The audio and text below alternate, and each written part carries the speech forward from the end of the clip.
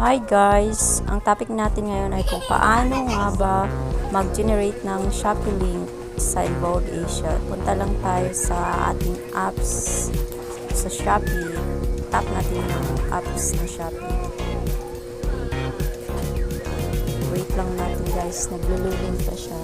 So halimbawa, pipili tayo dyan. Yan. So tap natin yan. Tapos screenshot natin. Yan ang ipopost natin mamaya sa Facebook. Hindi natin yung click.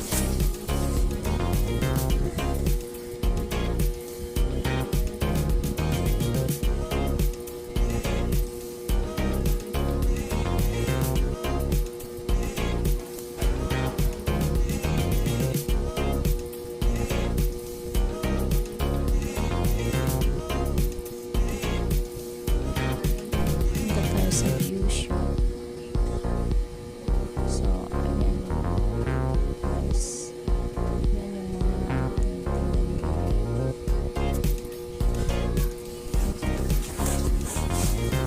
Para makuha natin yung link na pang maramihan, tap natin yung 3 dots sa taas. Tapos, tap natin yung share.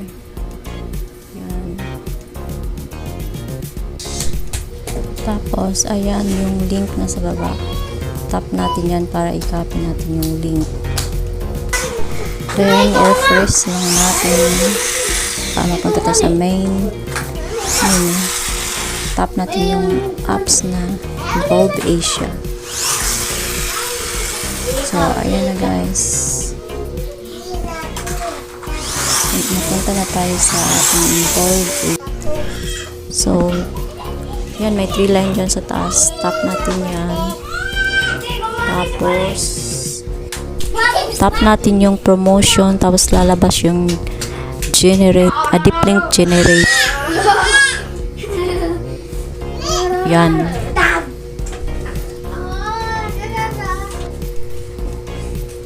And then, ipipaste natin yung link na pinapin natin kanina sa Shopee. Diyan sa paste URL. Long press natin dyan. Tapos paste.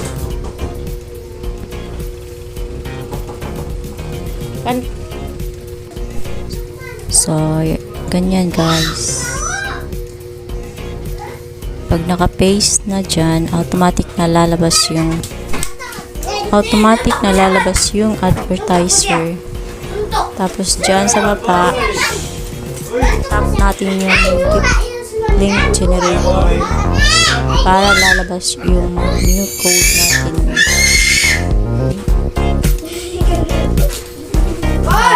Copy natin yung code sa link generator.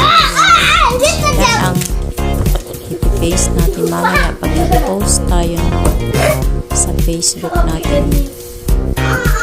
Yung link na yan, ang original link natin generated.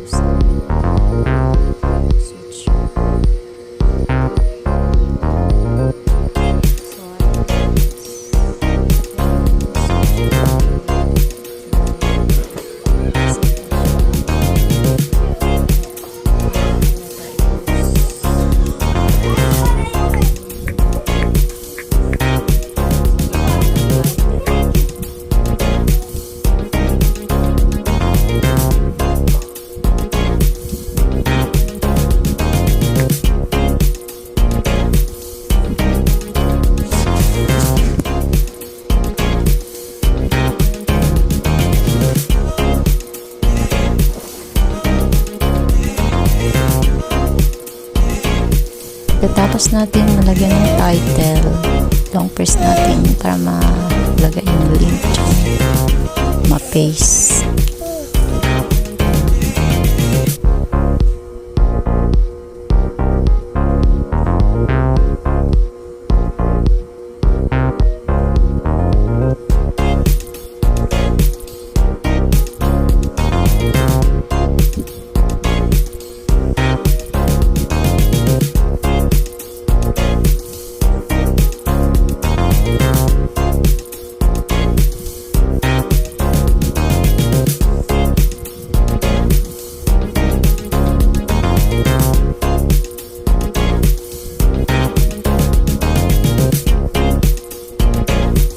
So, ayan guys, na-post na natin sa Facebook.